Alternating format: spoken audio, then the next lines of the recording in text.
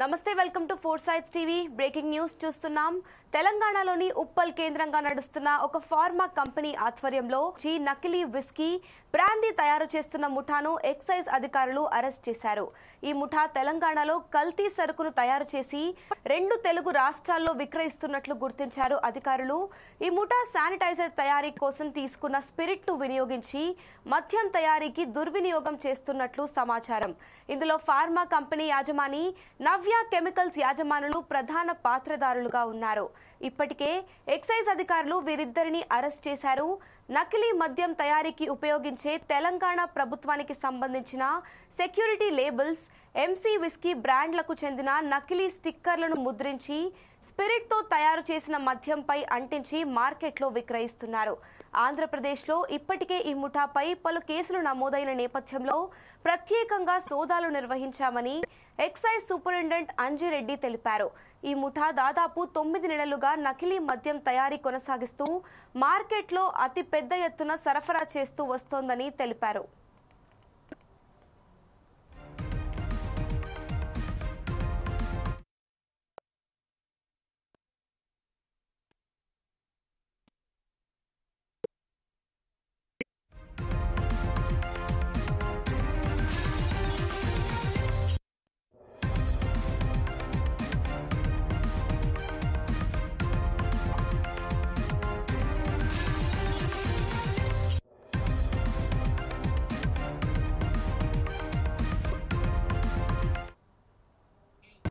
ఈ కల్తీ మద్యం అమ్మకానికి అవసరమైన 25,000 ఖాళీ మద్యం బాటిళ్లు ముందుగానే సేకరించి నిల్వ పెట్టుకున్నట్లు విచారణలో వెల్లడైంది। ఈ నకిలీ మద్యం ముఠాలో అబ్దుల్ కలాం కూడా కీలకంగా వ్యవహరిస్తున్నట్లు గుర్తించారు। ఇప్పటి వరకు ఈ కేసులో 7 మందిని ఎక్సైజ్ శాఖ అధికారులు అరెస్ట్ చేశారు।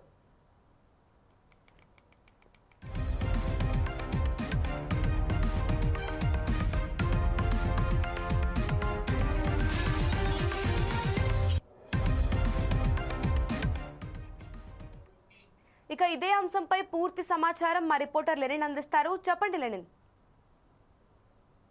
తెలంగాణలోని ఉప్పల్ కేంద్రంగా నడుస్తున్న ఓ ఫార్మా కంపెనీ ఆధ్వర్యంలో అత్యంత ప్రమాదకరమైన స్పిరిట్ ఉపయోగించి నకిలీ విస్కీ బ్రాందీ తయారు చేస్తున్న ముఠానైతే ఎక్సైజ్ అధికారులు అయితే అరెస్ట్ చేశారు। ఈ ముఠాను తెలంగాణలో ఏదైతే కల్తీ సరుకును తయారు చేసి 2 తెలుగు రాష్ట్రాల్లో ఏదైతే పంపిస్తున్నట్లయితే గుర్తించారో అయితే అధికారులు ఈ ముఠాను శానిటైజర్ తయారీ కోసం తీసుకున్న స్పిరిట్ ను వినియోగించి మద్యం తయారీకి దుర్వినియోగం చేస్తున్నట్లయితే సమాచారం ఉంది। ఇందులో ఏదైతే ఫార్మా కంపెనీ యజమాని నవ్య కెమికల్ యజమానులకు ప్రధాన పాత్రధారిగా ఉన్నారని చెప్పేసి కూడా చెప్పడం జరుగుతుంది। ఇప్పటికే ఎక్సైజ్ అధికారులు అయితే